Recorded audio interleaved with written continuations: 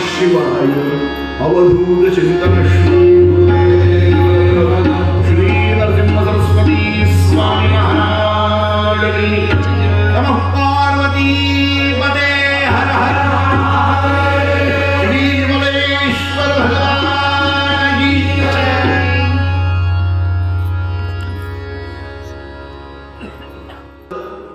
शिवरात्रीच्या या महापर्व काळी ही कीर्तन रूपी पूजा. शिवरात्रीला रात्री याम पूजा करावी असं शास्त्राची आज्ञा आहे.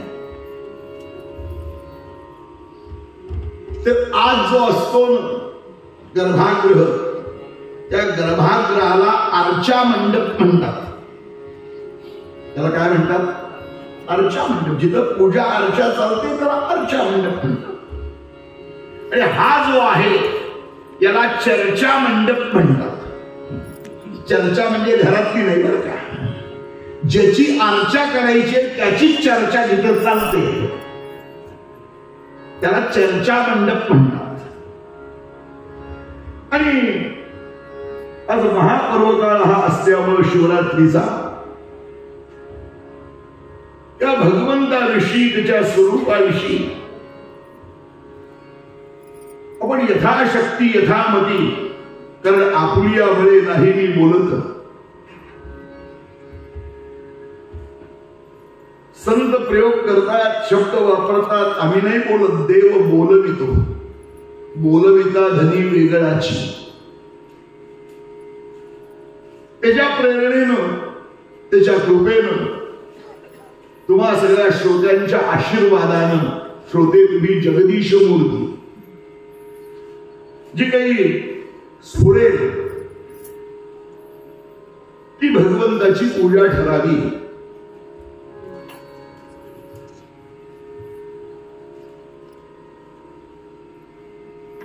भगवान शिवांची मानस पूजा आहे आद्य शंकराचार्यांनी केलेली. रत्नै कल्पितमासरं हिमजलै स्नानंच दिव्याभरणं. यामध्ये आद्य शंकराचार्य वर्णन करतात. आत्मात्मं गिरिजामति सहचरा प्राणा शरीरं गृहम्. पूजा ते विषयोपभोग रचना निद्रा समाधि स्थिति संचार पदयो प्रदक्षिण गिरो स्तोत्राणि सर्वा गिरो. यद्यत् कर्म करोमि तत्तदखिलं शंभो तवाराधनं. नमः पार्वती पते हर हर. श्री विमलेश्वर भगवान की. आत्मात्मम. आत्मा कोण आहे? मी पुढी, तू आत्मा. आणि देही तो परमात्मा.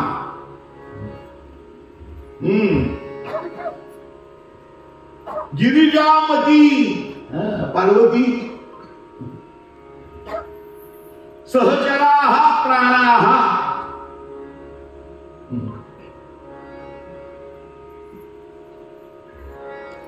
संस्कृत डेड लँग्वेज झाल्यानं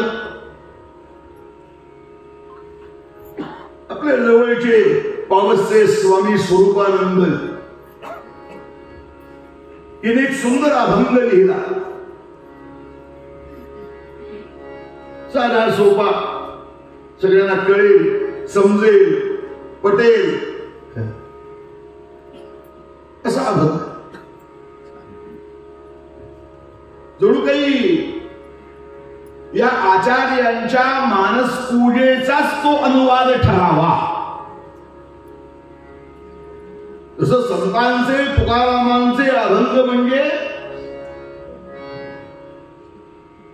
वेदातल्या ऋचा, त्या ऋचांचा जो अर्थ आहे तोच अर्थ संतांच्या अभंगात आहे.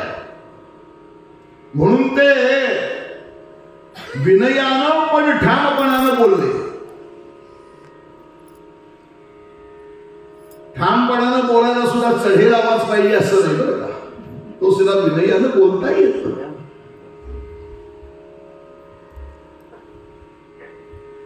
ते म्हणजे वेदाचा तो अर्थ आमाशीच ठावा आणि येरानी व्हावा भार माथा. आता येर कुणाला म्हणतात कीर्तनात सांगायला नको.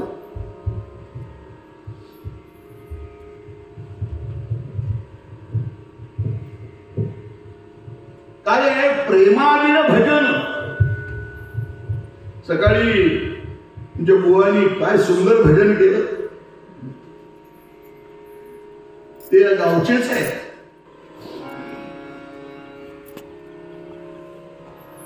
ते झाड अगदी बहरलेलं होतं. भरपूर बेलाची पानं होती. बऱ्याच ठिकाणी बेल तुळस फक्त काड्या राहिलेल्या असतात. नाही, भगवंताच्या पूजा अर्चेसाठी बेल आणावा, बेल तोडावा, बेल व्हावा, तुळस व्हावी, हे सगळं ठीक आहे. पण शास्त्रानं आणखी आज्ञा केली आहे. तो बेल तोडला किंवा ती तुळस तोडली आणि ती वाया गेली असं होऊ नये. बऱ्याचदा लागते म्हणून आणि मिळते म्हणून दोन्ही गोष्टी होत. लागते म्हणून आणि मिळते म्हणून ओरबडून आणायचं. विशेषतः ते दुसऱ्याचं असलं तर जास्त आणायचं. अशी माणसाची धारणा, वृत्ती, प्रवृत्ती असते. असं नका करू. एक पान जरी बलबेलाचं त्या विमलेश्वराला वाहिलं अगणित पुण्य. ते बेलाचं पान वाहताना मंत्र म्हणतात बघा. त्रिदलं त्रिगुणाकारं त्रिनेत्रं च त्रयायुधं त्रिजन्म पाप संहारं एकबिल्वं शिवार्पणम्.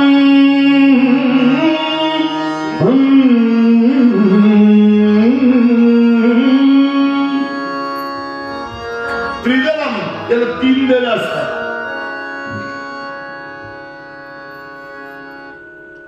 पूर्वी शाळेत आपण मराठी शिकताना आकडे शिकताना पहिल्यांदा शाळेत शिकवलं असतं. मराठी माध्यमातल्या मुलांना बरोबर माहित आहे, जुन्या लोकांना माहित आहे. इंग्लिश मीडियम मध्ये जे शिकले त्यांना माहिती नाही. शाळेत शिकवताना उभा 1, आडवे 2, बेल पाणी 3, गाईला पाय 4, हाताची बोट 5, उलटे 3, 6 म्हटलं की मी थापा मारत नाही. हे सगळं कॉन्ट्रॅक्ट यांच्याकडे 7 दिवसासाठी दिलेलं आहे. काय थापा मारायचं मारा, फक्त तबल्यावर.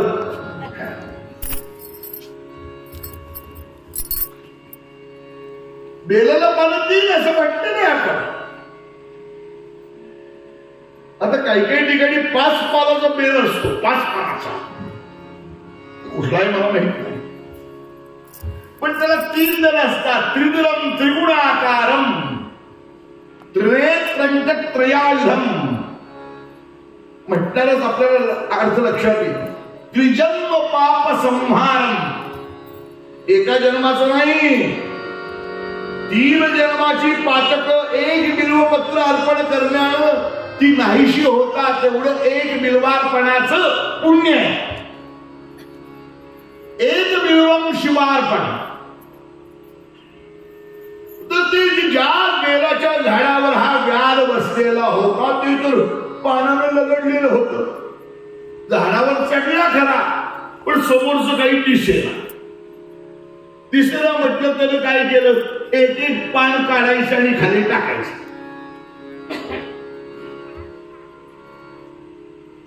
मराठी भाषेमध्ये म्हणून आहे, सहज पडला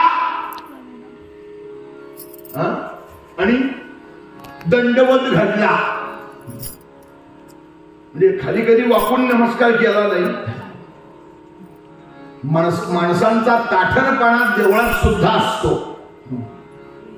नाही, घोड्यात पण वाकणार नाही. व्यवहार ठीक आहे, पण तो अत्यंत शक्तिमान आहे.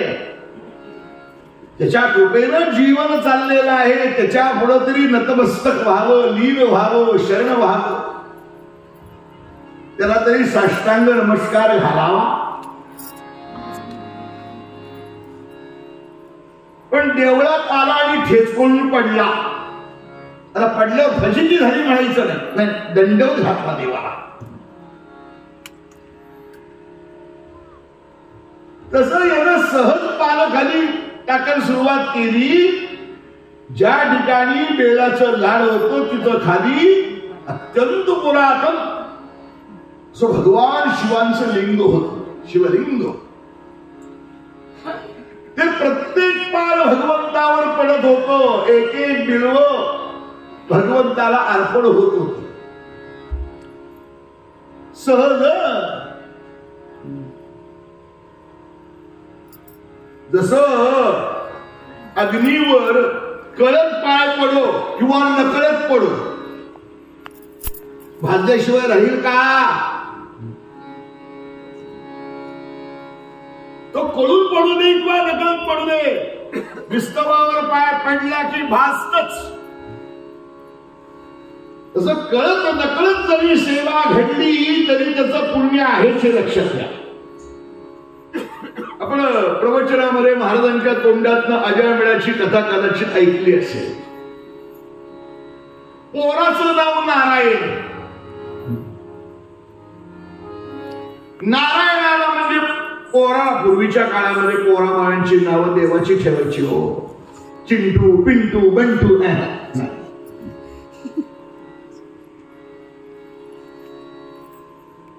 करून देवाची असायची. म्हणजे आपल्या मुखातनं सहजरित्या भगवंताचं नाव यावं म्हणून पोरांची नावं देवाची. आता काय काय नावं ठेवतात त्याचा अर्थ सुद्धा कळत नाही आम्हाला. असं नाव असं ठेवावं आणि जीवनात असं वागावं, जगानं नावं ठेवू नये. बापानं आपल्याला कळत नसताना गावाला जेवण घातलेलं आहे बारसं घालून. मी तर नेहमी असं सांगतो, एक वेळ पोराचं बारसं मोठं घालू नका. जगाला पेढे काय जिलबी वाटू नका. त्यानं जर काहीतरी आपल्या कुळाचा उद्धार व्हावा असं काही काम केलं त्याला द्या लवंग. सत्कीर्ती कुळाची, गावाची, जिल्ह्याची, राष्ट्राची, राज्याची वाढवली तरच जगाला पेढे वाटा. जर त्यानं वृद्धापकाळामध्ये आई वडिलांचा सांभाळ केला तरच पेढे वाटा, नाहीतर लहानपणी पेढे वाटायची, जेवण घालायची आणि त्याच आई बापाला म्हातारपणी वृद्धाश्रम, मातोश्री जावा. मातोश्री वृद्धाश्रमाचं नाव. माय बाप केवळ काशी तेडे न जाणे, तीर्थाशी कुंडलिके काय केले, परब्रह्म भेटेले. असा सुपुत्र जन्माला आला तर आनंदोत्सव करा. लहानपणी नका करू. त्या पोरलाही काही कळत नसतं. लोकांना भाऊबंधांना गावाला काय तन निमित्तानं हातावर पाणी पडलं म्हणजे झालं मिष्टान्न मित्र जना. हा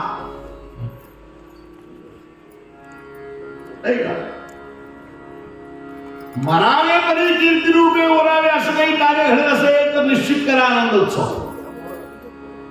नाही तर आला आला प्राणी जन्मासी आला, झाला झाला वाढला थोर झाला, केला केला व्यापही सर्व केला आणि एक दिवस गेला गेला बापुडा व्यर्थ गेला.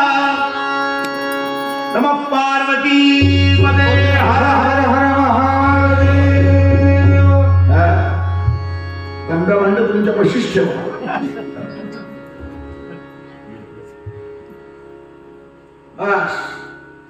छान वय आहे पण उत्साह भरपूर आहे. न चुकता कीर्तनाला असतात, न चुकता बसतात. या वयात देखील माझ्या मते 75च्या पुढे वय असेल आपलं. किती नाही, जन्मकाल जन्म साल सांगणार, वय सांगणार नाही, वय सांगा फक्त. किती? 70, 75, 65? वा, छान. 60च्या वर म्हणजे ज्येष्ठ नागरिक. पण या वयात देखील ते आहेत आणि उत्तमरित्या या ठिकाणी कथेला येतात आणि सगळ्यांशी हसून बोलून कोणालाही सोडत नसतील. होत जगन्मित्र आहेत. पंढरीनाथ महाराज की.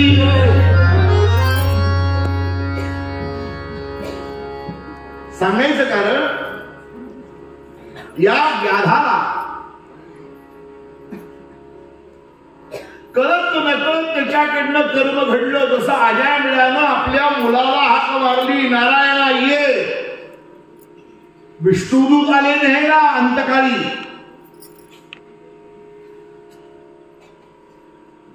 नकळत जरी पूजा अर्चा घडली तरी पुण्यप्रद आहे. सांगायची गोष्ट एवढीच आहे.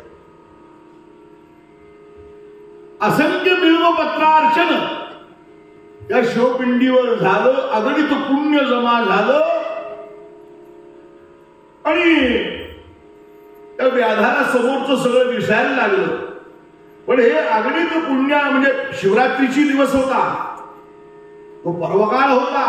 त्या पर्वकाळामध्ये सेवा घडल्यामुळं भगवान आशुतोष, भगवान शिव प्रसन्न झाले आणि प्रत्यक्ष यमाला पाठवलं, जा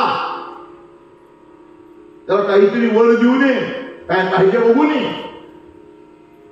स्वतः यमराज आले. त्याला आश्चर्य वाटलं. कथा मोठी आहे, मी थोडक्यात सांगतोय. काय वर पाहिजे? पाहिजे ते मिळालं असतं, पण यानं सांगितलं मला पशु पक्ष्यांची भाषा कळावी. लिंग पुराणाच्या आधारानं बोलतोय. तथास्तु. आणि त्या ठिकाणी त्या वनामध्ये राहणारे एक हरिण, त्याच्या 2 पत्न्या म्हणजे हरिणी. एका हरिणीला 2 पाडसं आहेत आणि एक हरिणी गर्भवती आहे. हा हरिण म्हणजे पाठीमागच्या जन्माचा राजा होता. त्याला ती योनी प्राप्त झालेली होती. त्या 2 राण्या म्हणजे त्याच्या अनेक राण्या होत्या, त्यापेक्षा त्यामधल्या या प्रिय राण्या पतिव्रता असलेल्या राण्या होत्या. म्हणून मी नेहमी सांगतो, भारतीय संस्कृतीचा परंपराचा विचार करायचा झाल्यावर आम्हाला 2 गोष्टी मान्य कराव्या लागतात. त्या 2 गोष्टी म्हणजे गतजन्म आणि दुसरी म्हणजे पुनर्जन्म. या 2 गोष्टी मान्य केल्याशिवाय पुढे जाताच येत नाही.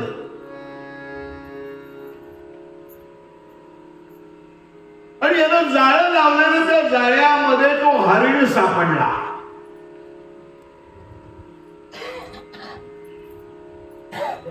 हरिण सापडल्यावर यानं ते धनुष्य बाण सगळं तयार केलं, सज्ज झाला.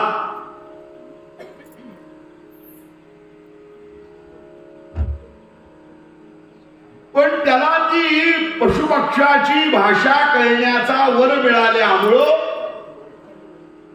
त्या ठिकाणी जवळ आलेली हरिणी, त्याची पत्नी, त्यांचं संभाषण ऐकायला मिळालं.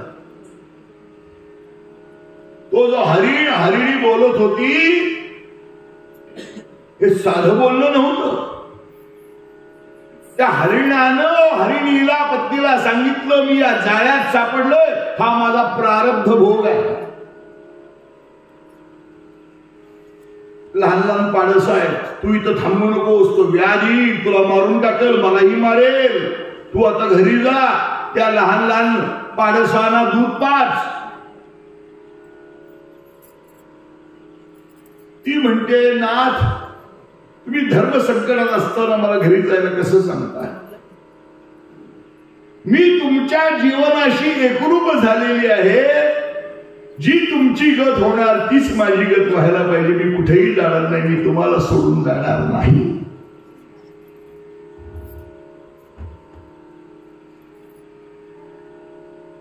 तीच तसंच बोलणं दुसऱ्या हरिणीचंही होतं.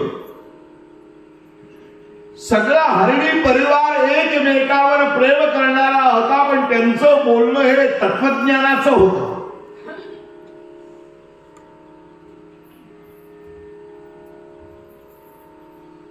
व्यवहारामध्ये मनुष्य सुद्धा एकमेकावर प्रेम करतो, पण ते कसं असतं? मतलबी असतं, स्वार्थासाठी असतं. पंचदशीकार म्हणले आत्मनस्तु कामाय सर्वं प्रियं भवती. हो, बाबा गर्दीनी फार सुंदर पद लिहिलंय त्यावर. प्रीती जी तुझ्यावर मोठी,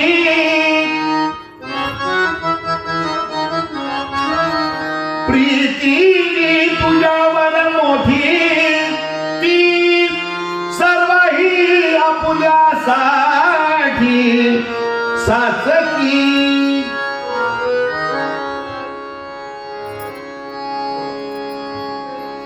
प्रत्येकाला आपला जीव अतिशय प्रिय असतो. आम्ही अनुभवलेला आहे. आम्ही तिघही कृष्णाकाठचे आहोत. कृष्णाकाठ म्हणजे कृष्णा नदी संथ वाहणारी, तिचं वर्णन संथ वाहते कृष्णामाई तीरावरल्या सुखदुःखाची जाणीव तिजला नाही अशी संत वाहणारी. पण पावसाळ्यामध्ये धरण भरली की रौद्र रूप ती धारण करते. 2005, 2006, 9, 15, 19, 21 ही जी सालं सांगतोय, या सालामध्ये यांच्या घरामध्ये, यांच्या घरावर 20 फूट पाणी होतं. महिना 2 महिने सबंध घर वाहून गेलं. धान्य, भांडी, कुंडी काही नाही. अंगावरच्या कपड्यांनिशी जावं लागलं. तशीच आमची सगळ्यांची नरसोबाची वाडी, जी जी कृष्णाकाठची गाव आहेत, त्या सगळ्यांची स्थिती तीच झाली. पण एकमेकाशी गप्पा मारताना माझं तुमच्यावर किती प्रेम आहे, आपण एकमेकाचे जीवलग आहोत, अमुक तमुक. हा म्हणते हे प्रिय, ती म्हणते हे प्राणनाथ. एवढं संभाषण करणारे जेव्हा पाणी यायला लागलं आणि गावचा रस्ता बंद व्हायला लागला, पळा पळा कोण पुढे पळतो. प्रत्येक जण जीव वाचायला पळायला लागला. मग आपलं पाठीमागे काय झालंय, पत्नी आली आहे काय, मुलं आलंय का, नाही, प्रत्येक जण आपला प्राण वाचवतोय. मी उदाहरण केवळ महापुराचं दिलं. कोरोनाच्या काळामध्ये दुसरं काय झालं सांगा बरं. प्रियजन हॉस्पिटलमध्ये आहेत, पाहायला तरी जात होते काय? जे घडले ते सांगतो. समजा एखादा गेला असेल, Not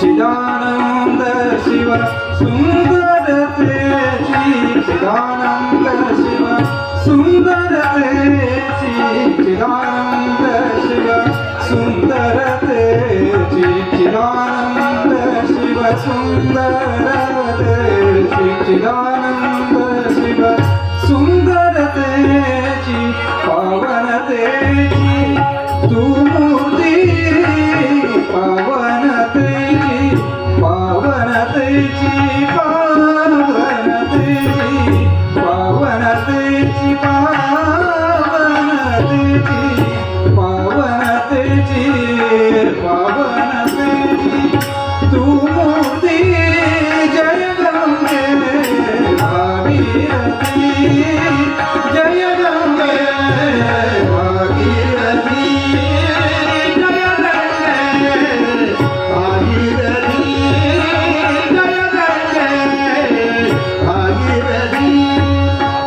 जगदाधार